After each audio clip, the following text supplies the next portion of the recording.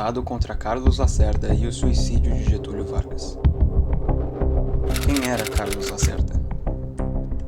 Carlos Frederico Werneck de Lacerda nasceu em Vassouras, no Rio de Janeiro, em 30 de abril de 1914. Filho de Maurício Lacerda, um homem muito interessado em política, nomeando seu filho em homenagem a Karl Marx e Friedrich Engels, ou seja, Carlos Frederico, e neto de Sebastião Lacerda, ministro do Transporte e do Supremo Tribunal Federal durante o governo do Prudente de Moraes. Era de se esperar que Carlos se interessasse na política, particularmente de esquerda. Em 1929, ele ingressou no curso de Ciências Jurídicas e Sociais da Faculdade de Direito do Rio de Janeiro, hoje parte da Federal do Rio, como a Faculdade Nacional de Direito, onde se mostrou um excelente orador e participou do movimento de esquerda estudantil do Centro Acadêmico Cândido de Oliveira, tendo de abandonar o curso em 1932 em consequência dessas atividades. Posteriormente, afiliou-se ao Partido Comunista Brasileiro, assim como seu pai e seus tios Fernando Paiva de Lacerda e Paulo Lacerda antes dele, tomando ação contra o governo de Getúlio Vargas em 1931, quando tentou organizar uma marcha de desempregados. Porém, teve seus planos interrompidos por ação policial. Em março de 1934, Carlos Lacerda leu o Manifesto de Lançamento da Aliança Nacional Libertadora, uma aliança que inclui o PCB e cujo sucesso foi uma parte importante da justificativa para a falsificação do Plano Cohen. Em 1935, publicou o livro O Quilombo de Manuel Congo, sob o pseudônimo Marcos, levando as primeiras pesquisas sobre o assunto, e no mesmo ano, quando ocorreu a falha da Revolta Comunista de 35, passou a se esconder na chácara da família. 4 anos depois, em 1939, Lacerda deixou o Partido Comunista, com medo de que, abre aspas, levaria a uma ditadura pior do que as outras, porque muito mais organizada e, portanto, muito mais difícil de derrubar, fecha aspas, se tornando inteiramente avesso a qualquer movimento trabalhista e aderindo completamente à ideologia de direita. Essa mudança ideológica completa o posicionou contra o populismo de Getúlio Vargas mais do que nunca, já que tinha um tão grande foco nos direitos trabalhistas, o que o eventualmente tornou o maior inimigo político de Vargas. Com seu jornal, a Tribuna de Imprensa, e se unindo com militares e a União Democrática Nacional, começou sua imensa campanha contra Getúlio, durando de sua eleição a presidente em 1950 até seu suicídio em 1954. O atentado. Em 5 de agosto de 1954, na frente do prédio número 180 da Rua Toneleiro, após retornar de um comício no pátio do Colégio São José, Carlos Lacerda foi vítima de um atentado à sua vida. Estava retornando para casa com seu filho de 15 anos, Sérgio Lacerda, no carro do major da aeronáutica Rubens Vaz, um dos responsáveis da sua proteção em decorrência das muitas ameaças de morte que vinha recebendo. Então, de repente, quando Carlos se despedia de seu filho, um homem se aproximou e começou a atirar com uma pistola.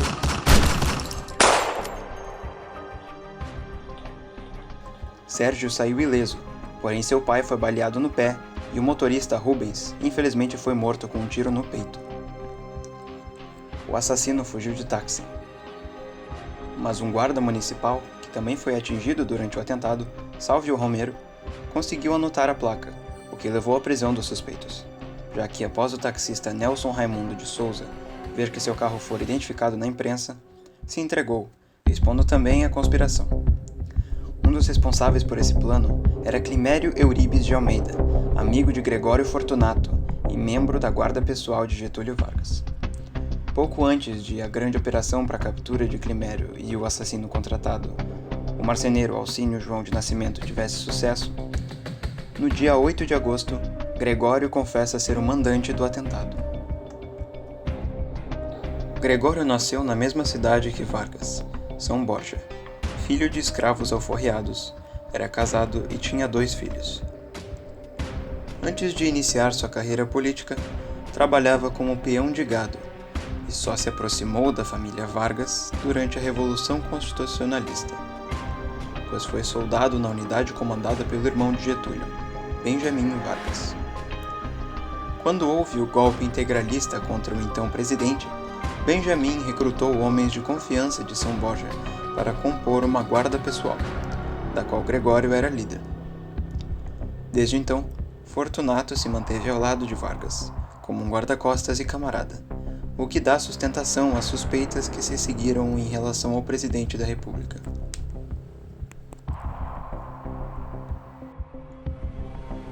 Consequências: o suicídio de Getúlio Vargas e o populismo no Brasil. O atentado criou uma crise política gigantesca, já que, em decorrência da proximidade entre Gregório e Getúlio, aparentava que Vargas havia sido o mandante do atentado, fazendo com que os militares pedissem sua renúncia, o que ficou conhecido como o Manifesto dos Generais.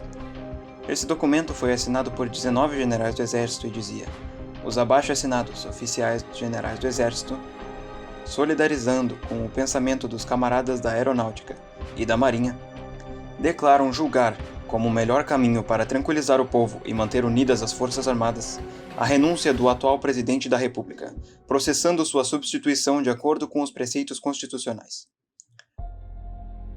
Getúlio concordaria em se licenciar do cargo, como aconselhado por seus ministros, se suas exigências fossem cumpridas. Porém, afirmou que, caso contrário, tiraria a própria vida.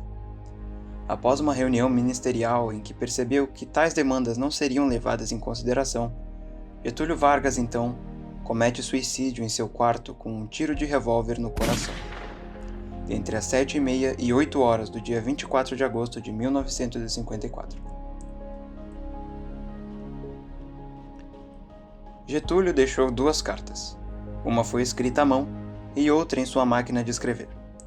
A carta manuscrita foi apenas publicada na revista O Cruzeiro, em 1967, para provar sua existência a Carlos Lacerda, enquanto a carta datilografada foi lida por João Goulart no enterro de Vargas em São Borja.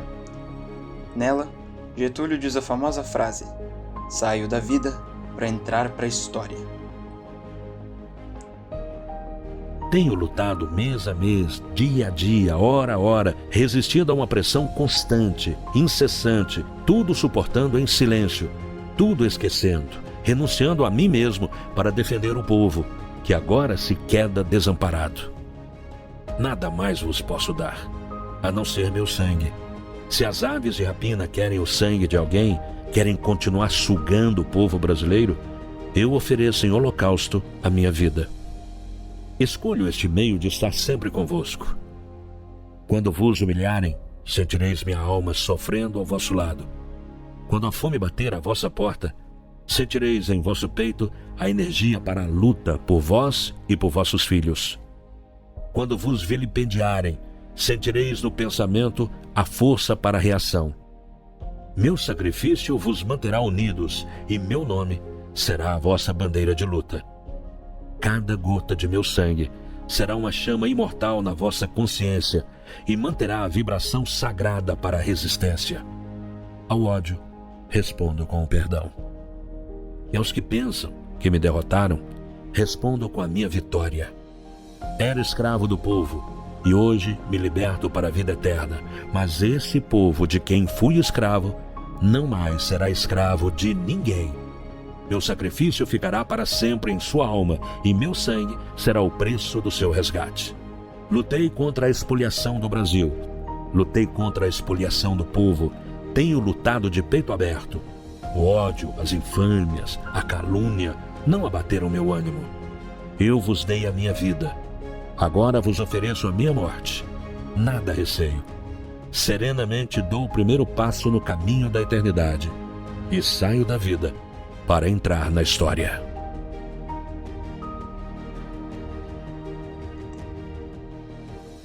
As consequências do suicídio de Getúlio Vargas são sentidas até hoje, já que preservou sua popularidade dentre o povo e o transformou em uma espécie de mártir. Isso cimentou a imagem afetiva que o povo brasileiro tinha e até hoje ainda tem dele, de pai dos pobres, mesmo tantas décadas depois de sua morte.